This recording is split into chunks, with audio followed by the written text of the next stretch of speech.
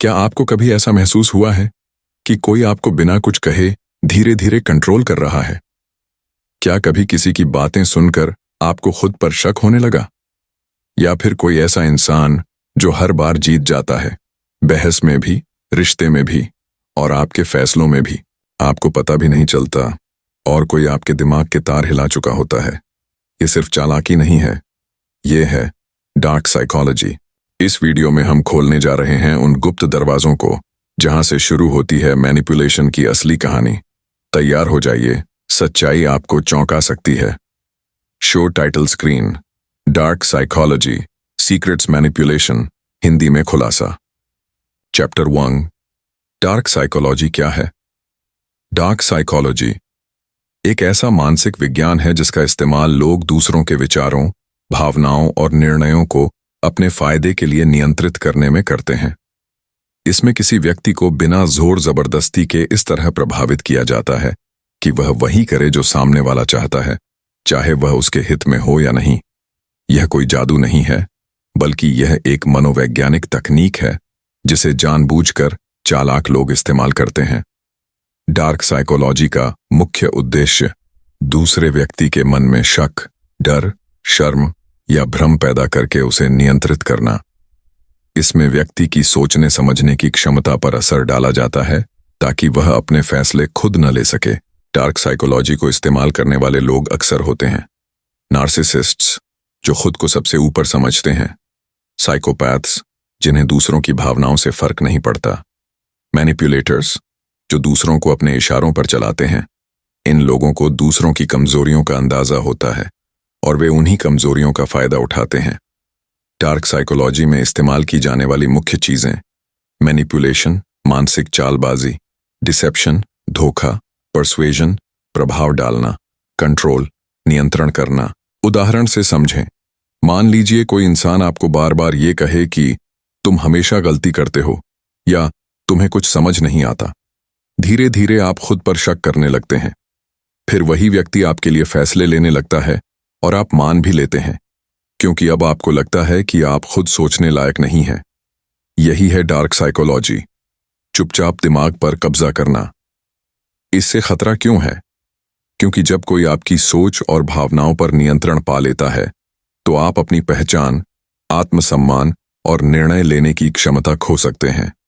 Dark psychology हर जगह हो सकती है, रिश्तों में, ऑफिस में, दोस्ती में, सोशल मीडिया पर, यहां तक कि फैमिली के अंदर भी। इसलिए इसका ज्ञान होना जरूरी है ताकि आप पहचान सकें कि कौन आपके साथ खेल खेल रहा है। निष्कर्ष: डार्क साइकोलॉजी एक खतरनाक मानसिक हथियार है। इसका इस्तेमाल करने वाला दिखने में बहुत सामान्य हो सकता है, लेकिन उसके इरादे आपको मानसिक रूप से तोड़ सकते हैं। इसलिए पहले पहचानिए, फिर सीमाएं बनाइए और खुद को मानसिक रूप से मजबूत बनाइए। चैप्टर 2, मैनिपुलेशन टेक्निक्स, मानसिक नियंत्रण की तकनीकें। मैनिपुलेशन यानी किसी व्यक्ति को इस तरह प्रभावित करना कि वह आपकी बात मान ले, चाहे वह उसके लिए सही हो या नहीं। ये एक मानसिक खेल है जिसमें सामने वाले की भावनाओं, सोच और फैसलों को इस तरह बदला जाता है कि उसे खुद पता भी नहीं चलता। यहाँ कुछ मुख्य मैनिपुलेशन टेक्निक्स दी गई हैं जो आमतौर पर डार्क साइकोलॉजी में इस्तेमाल की जाती हैं। 1. Guilt tripping. गिल्ट ट्रिपिंग इस तकनीक में सामने वाले को बार बार यह महसूस कराया जाता है कि वह किसी चीज का जिम्मेदार है, भले ही असलियत में ऐसा न हो। उसे शर्मिंदा या दोषी महसूस करवाकर उससे मनचाहा काम करवाया जाता है। उदाहरण: अगर तुम मुझसे सच में प्यार करते होते तो तुम ऐसा कभी नहीं करते। 2. गैसलाइटिंग।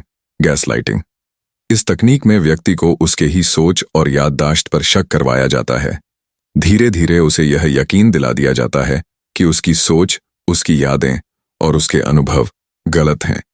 उदाहरण: तुम्हें कुछ ठीक से याद नहीं रहता, ये सब तो तुम्हारा वहम है। 3. Silent treatment. साइलेंट ट्रीटमेंट जब कोई व्यक्ति जानबूझकर बात करना बंद कर देता है या भावनात्मक दूरी बना लेता है ताकि सामने वाला बेचैन हो जाए और उसकी शर्तें मान ले। यह एक प्रकार का भावनात्मक दबाव होता है। 4. मिररिंग। मिररिंग इस तकनीक में मैनिपुलेटर सामने वाले के हाव भाव, बात करने का तरीका और पसंद नापसंद की नकल करता है। ताकि वह उस व्यक्ति के साथ एक गहरा संबंध बना सके और उसकी सहानुभूति या भरोसा जीत सके। 5. Love bombing. लव बॉम्बिंग शुरुआत में बहुत ज्यादा तारीफें, प्यार और ध्यान देकर किसी को इमोशनली कमजोर बना देना, ताकि बाद में उस पर कंट्रोल किया जा सके। जब व्यक्ति इस प्यार का आदी हो जाता है, तब मैनिपुलेटर असली चालें चलना शुरू करता है। 6. विक्टिम प्ले करना। Playing the victim. खुद को हर बार पीड़ित दिखाकर सामने वाले में गिल्ट पैदा करना, ताकि वह हमेशा सहानुभूति दिखाता रहे और अपने फैसलों में मैनिपुलेटर की भावना को प्राथमिकता दे। उदाहरण, मेरे साथ सबने धोखा किया है, तुम भी अगर ऐसा करोगे तो मैं टूट जाऊंगा। 7. धमकी देना या डराना। Fear manipulation. डर का इस्तेमाल करके सामने वाले को नियंत्रित करना, कभी सीधे तौर पर धमकी देना और कभी माहौल या शब्दों से डर पैदा करना।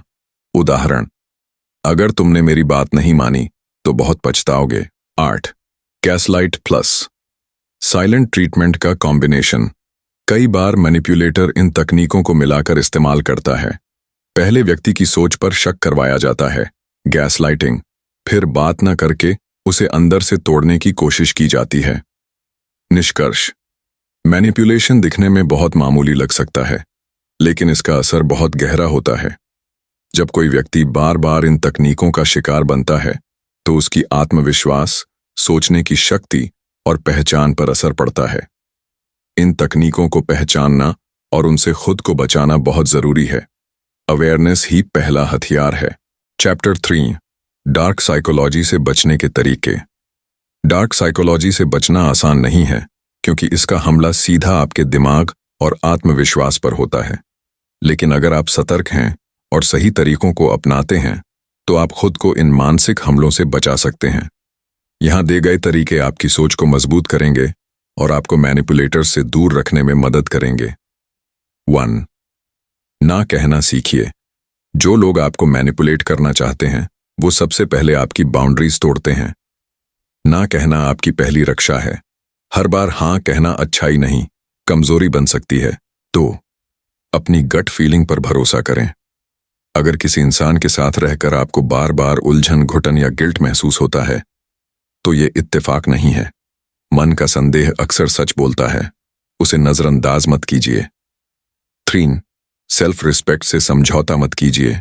जो इंसान बार बार आपको नीचा दिखाए, आप पर शक करे या आपकी भावनाओं को दबाए, उससे दूरी बनाना ही सबसे जरूरी कदम है। 4. इमोशनल बाउंड्रीज तय कीजिए। हर किसी को अपने दिल की बात बताना जरूरी नहीं।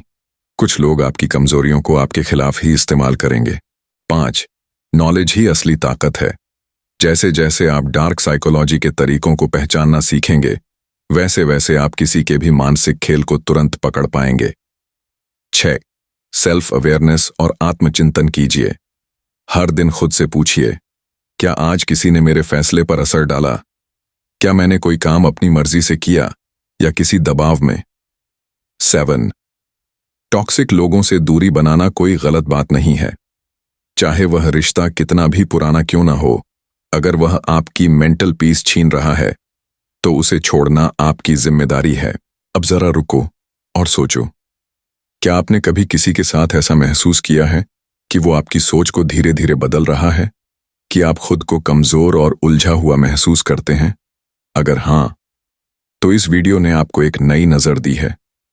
और अगर आपको लगता है कि ये बातें आपके लिए जरूरी थीं, तो अब आपकी बारी है। इस वीडियो को लाइक जरूर कीजिए, क्योंकि यह एक मेंटल वेपन है जो हर किसी को चाहिए। कमेंट करके बताइए, क्या आपने कभी किसी मैनिपुलेटर का सामना किया है? हम आपकी कहानी सुनना चाहते हैं। और हाँ, चैनल को सब्सक्राइब जरूर कीजिए, ताकि आप हर आने वाली जानकारी से खुद को और मजबूत बना सकें। याद रखिए, जिस दिन आपने अपने दिमाग को कंट्रोल करना सीख लिया, उस दिन कोई आपको कंट्रोल नहीं कर पाएगा। चैप्टर 4, मैनिपुलेटर्स किन लोगों को टारगेट बनाते हैं और क्यों मैनिपुलेटर कोई भी हो सकता है? दोस्त, रिश्तेदार, पार्टनर, बॉस या कोई अजनबी। लेकिन उनका निशाना हमेशा एक जैसा नहीं होता। वो सिर्फ उन्हीं लोगों को टारगेट बनाते हैं जिनमें कुछ खास बातें होती हैं, और इन बातों को जानना जरूरी है ताकि आप खुद को बचा सकें। 1. जरूरत से ज्यादा अच्छा और समझदार बनने की कोशिश करने वाले लोग ऐसे लोग जो हमेशा दूसरों को खुश रखने की कोशिश करते हैं। मैनिपुलेटर समझ जाता है कि ये इंसान ना नहीं कह पाएगा और उसे गिल्ट महसूस करवाकर कंट्रोल करना आसान होगा। तो लो सेल्फ एस्टीम वाले लोग जिन्हें खुद पर भरोसा कम होता है। मैनिपुलेटर ऐसे इंसानों को जल्दी पकड़ता है क्योंकि उन्हें अपनी काबिलियत पर शक होता है। ऐसे लोग वैलिडेशन के लिए दूसरों पर निर्भर होते हैं और यहीं से खेल शुरू होता है। 3. अटेंशन और प्यार की कमी महसूस करने वाले लोग ऐसे लोग जो अंदर से अकेले होते हैं, जिनके रिश्तों में कमी है। मैनिपुलेटर पहले उन्हें प्यार और भरोसे का इल्यूजन देता है, फिर धीरे धीरे उनका इस्तेमाल शुरू करता है। श्योर एम्पैथेटिक और भावुक लोग जो दूसरों का दर्द जल्दी महसूस कर लेते हैं, मदद करने को तुरंत तैयार हो जाते हैं। मैनिपुलेटर उनके इमोशन का फायदा उठाता है, खासकर गिल्ट और सिंपैथी का। 5. कन्फ्रंटेशन से डरने वाले लोग जो किसी से बहस करने या टकराव से बचते हैं, सिर्फ शांति बनाए रखने के लिए सब कुछ सह लेते हैं। मैनिपुलेटर इनकी चुप्पी को हाँ समझता है और बार बार लिमिट क्रॉस करता है। 6. लोग जो बार बार माफ कर देते हैं। माफ करना अच्छी बात है, लेकिन जब बार बार कोई आपकी भावनाओं के साथ खेल कर भी माफी पा जाए तो वो फिर से वही करेगा। मैनिपुलेटर जानता है कि आप उसे फिर माफ कर देंगे, इसलिए वो गलती दोहराता है। तो अब सवाल ये है, क्या आप भी इनमें से किसी कैटेगरी में आते हैं? अगर हाँ, तो डरने की नहीं, समझने की जरूरत है।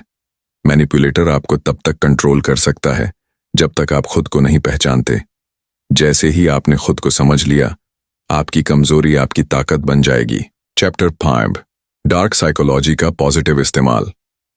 जब लोग डार्क साइकोलॉजी शब्द सुनते हैं तो उनके दिमाग में सिर्फ धोखा, चालबाजी और नेगेटिविटी आती है, लेकिन सच्चाई ये है कि यह एक टूल है और हर टूल की तरह इसे कैसे इस्तेमाल किया जाता है, यही असली फर्क लाता है। डार्क साइकोलॉजी को पॉजिटिव वे में इस्तेमाल करके आप न सिर्फ खुद को बेहतर बना सकते हैं, बल्कि दूसरों के इरादों को भी आसानी से पहचान सकते हैं। 1. खुद का माइंड कंट्रोल करना सीखिए। मैनिपुलेटर्स दूसरों के दिमाग पर कंट्रोल पाते हैं, लेकिन अगर आपने खुद के दिमाग को कंट्रोल करना सीख लिया तो आप हर स्थिति में शांत और स्पष्ट सोचने वाले बन सकते हैं।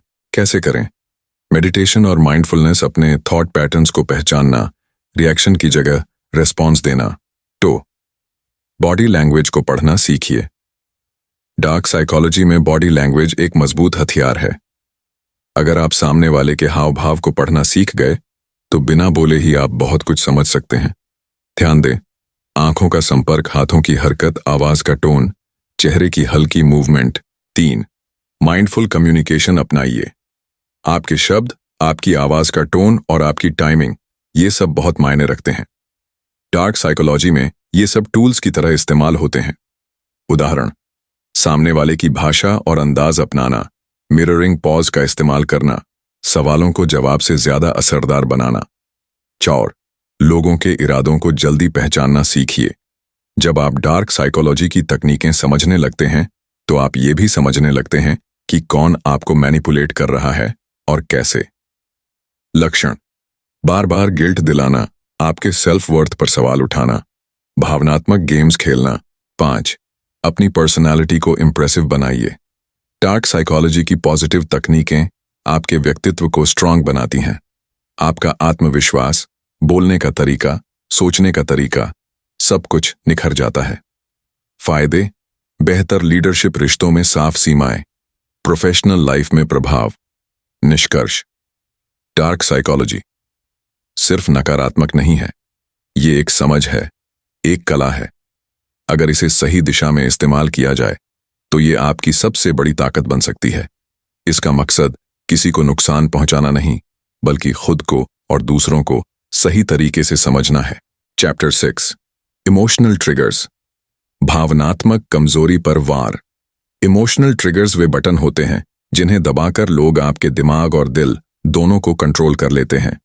ये वो पल होते हैं जब आप गुस्से में, डर में, शर्म या प्यार में आकर वैसा कुछ कर बैठते हैं जो आप असल में नहीं करना चाहते थे। मैनिपुलेटर को इन ट्रिगर्स का पूरा ज्ञान होता है।